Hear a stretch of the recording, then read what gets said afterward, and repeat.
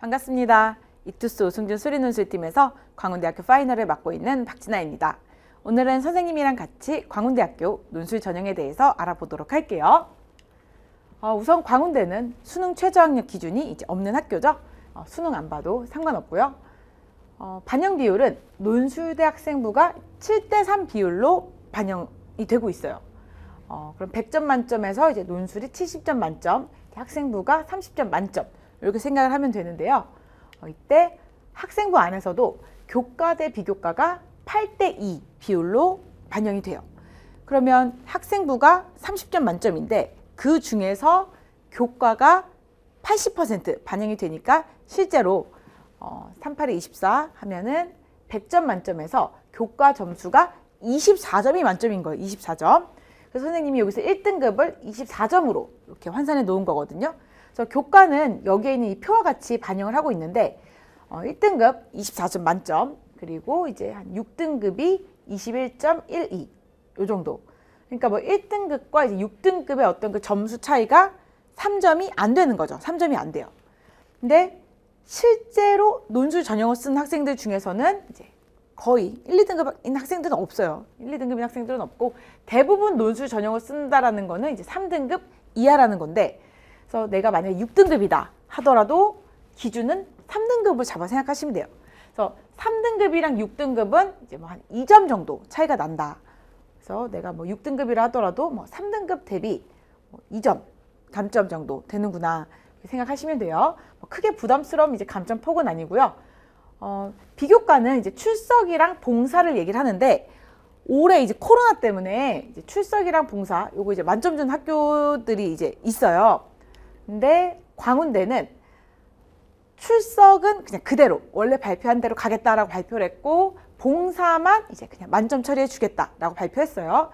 그래서 뭐 봉사 시간은 그냥 다 만점 처리됐으니까 요건 이제 뭐 볼 필요 없고, 여기서 이제 출결을 봐야 되는데, 여기에 있는 이 출결은 이제 뭐 1, 2, 3학년 결석 일수 다 합산한 거고요. 그리고 지각, 조퇴, 결과는 그거 이제 3회 하면은 이제 결석 1회로 이제 간주해요.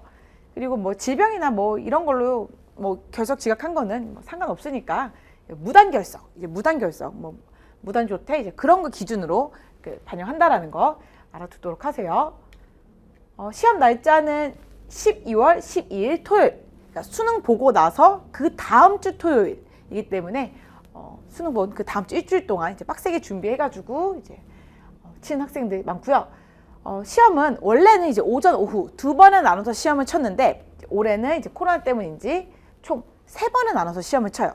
그래서 1교시는 9시 반부터 이제 11시 반까지 시험 2시간이니까 입실은 이제 30분 전 9시까지 하라는 거고, 2교시는 2시부터 4시, 그리고 3교시는 6시부터 8시, 상당히 이제 늦게 시험을 치는데 요거 알아두도록 하시고요. 요 과별로 상이한데, 원래 학교에서는 뭐 시험 뭐 며칠 전에 발표하겠다라고 했는데 발표를 했더라고요. 그래서 요거 이제 뭐 좀 잘 안 보이는 학생들 이제 뭐 광운대 입학 저 홈페이지 들어가면 있으니까 본인이 쓴 과 확인하도록 하세요. 문제수 및 이제 출제 범위. 문제는 2문제가 나와요. 아예 2문제가 아니라 그냥 대문항이 2개라는 거예요. 크게 1번, 크게 2번 이렇게 있고, 이제 각 문제당 5개 내외의 이제 소문제. 짜잘짜잘하게 딸린 문제들이 많아요. 근데 2시간 시험에 2문제면 이제 한 문제당 1시간인 거잖아요. 근데 그 1시간 안에 5문제를 풀라라는 거는 뭔가 이렇게 좀 깊이 있게 물어본다라기보다는 그냥 뭐 적당히 이렇게 막 호흡이 그렇게 길지 않다라는 거예요. 그러니까 1시간에 5문제 푸는 거는 그렇게 호흡이 긴 건 아니니까 뭐 지나치게 어려운 문제나 뭐 이렇게 좀 깊게 생각해야 되는 그런 것보다는 그냥 적당한 수준의 문제들이 출제가 잘 되고요. 그리고 요거 올해 수리 논술에서 가장 중요한 거, 기하가 나오냐 안 나오냐 이건데, 기하는 이제 올해 미출제하겠다고 발표했어요. 그래서 고등학교 교육과정 내 수학, 수학원, 수학2, 확률과 통계, 미적분 여기서 내겠다. 기하는 이제 올해는 안 나온다. 요거 알아두도록 하시고요. 유의사항 같은 경우는 이제 보통 이제 폐기구 규정이 이제 되게 좀 중요해요. 현실적으로 중요한데, 요거 광운대 같은 경우는 이제 연필 써도 된다. 요 얘기했으니까 연필로 쓰고 지우개로 지우는 게 이제 가장 무난하고, 만약에 내 펜으로 썼다 하더라도 뭐 수정액도 되고 수정 테이프도 되니까 이런 거 이용해서 이제 뭐 작성해라 뭐 그런 거예요. 그래서 이게 유별나게 이제 뭐 펜으로 써야 되고 뭐 수정 테이프 안 되고 이래 버리면은 조금 이제 번거롭고 귀찮은데 광운대처럼 그냥 뭐 연필 써도 된다. 그러면 뭐 그냥 무난한 기준이구나. 연필로 쓰고 지우개로 지워야지 생각하시면 되고 이제 가장 중요한 광운대학교 수리논술의 이제 특징 및 출제 경향 보면 뭐 모든 학교가 다 그렇겠지만 광운대도 미적분이 빈출이 돼요. 확실히 미적분이 빈출이 돼요. 기출을 보면. 그래서 뭐 다른 학교 다 그런 거 아니에요? 뭐 사실 그렇죠. 미적분 다 빈출 단원이고. 근데 요 2번이 좀 특이해요. 수리논술이니까 수학이 당연히 출제가 된다 이렇게 생각할 수 있는데 여기서 말하는 수학이 그 수학이 아니라 여기서 이제 고등학교 과정 내 할 때 수학, 수학원, 수학2, 확률과 통계, 미적분 할 때 여기에 있는 수학이에요. 무슨 수학? 고등학교 1학년 때 배운 수학. 그 수학 단원이 출제가 돼요. 그래서 수학, 뭐 집합, 명제, 뭐 함수, 뭐 역함수, 뭐 이런 거 있죠. 그러니까 그쪽 단원이 출제가 되기 때문에 요 파트는 내 광운대 좀 관심이 있다, 광운대 논술에 관심이 있다 하는 학생들은 1학년 때 배웠던 수학 그 파트 다시 한번 복습하도록 하세요. 요거 중요하고 그리고 증명 문제가 출제가 돼요. 우리가 이제 학교 딱 봤을 때 이제 증명이 이제 나오는 학교가 있고 좀 안 나오는 학교가 있는데 광운대학교는 증명이 출제가 돼요. 근데 어려운 증명이 아니라 그냥 증명이 뭔지 알면 풀 수 있는 증명도 뭐 직접 증명, 뭐 간접 증명, 뭐 수학적 귀납법, 뭐 평균값 정리, 사이값 정리 그런 거 쓰는 이제 증명 출제가 되는데 안 어려워요. 거의 한 교과서 수준? 그러니까 뭐 사이값 정리가 뭔지 알면 풀 수 있는 문제. 그러니까 뭐 응용 같은 게 안 되고 그냥 사이값 정리 뭔지 알면 풀 수 있는 수학적 귀납법이 뭔지 알면 풀 수 있는 그런 증명 문제가 출제가 돼요. 뭐 바꿔 말하면 그게 뭔지 모르면 못 푼다는 거겠죠. 한 문제 한 문제가 소중한데 광운대 준비하는 친구들은 증명 문제 준비해야 돼요. 근데 막 깊게 막 진짜 응용 문제까지 간단하기보다는 증명이 이런 거구나, 직접 증명이 이런 거구나, 간접 증명이 이런 거구나, 평균값 정리, 사이값 정리 이런 거구나, 수학적 귀납법 이런 거구나. 그 정도 수준의 증명, 어렵지 않은 증명 문제 출제된다는 거 꼭 알아두도록 하시고요. 그리고 요거 이제 선생님이 이제 기출을 이제 파이널 할 때 분석을 하잖아요. 근데 모의랑 연관성이 있는 학교가 있고 모의랑 연관성이 없는 학교가 있고 있었다 없었다 한 학교가 있어요. 있었다 없었다 한 학교는 이제 독립적일 건데 일단 광운대는 분석을 해봤을 때 나름 모의랑 실제 기출이랑 연관성이 있는 학교예요. 연관성이 있는 학교. 그래서 뭐 최근 3년 이제 분석해 보면 어떤 식으로 이제 비슷하냐? 이게 작년 모의예요. 작년 모의 같은 경우는 뭐 어떤 상황 주고 뭐 이걸 이용해서 뭐 B가 유한집합인지 무한집합인지 판정하고 뭐 그 이유를 설명해라. 이게 모의예요. 실제 기출도 이렇게 나왔어요.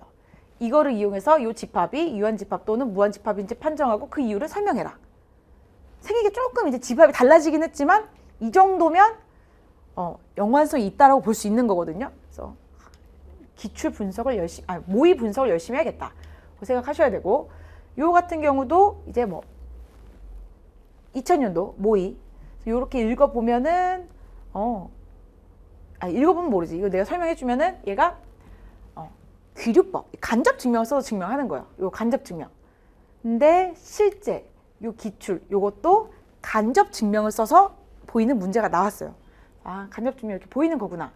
보셔야 되고 그리고 요거는 19. 뭐 19 같은 경우 뭐 이거를 뭐 다항식의 뭐 나눗셈 요런 얘기인데 실제 기출 요것보다는 더 쉽지만 어쨌든 다항식의 나눗셈 요런 거 나왔다. 그리고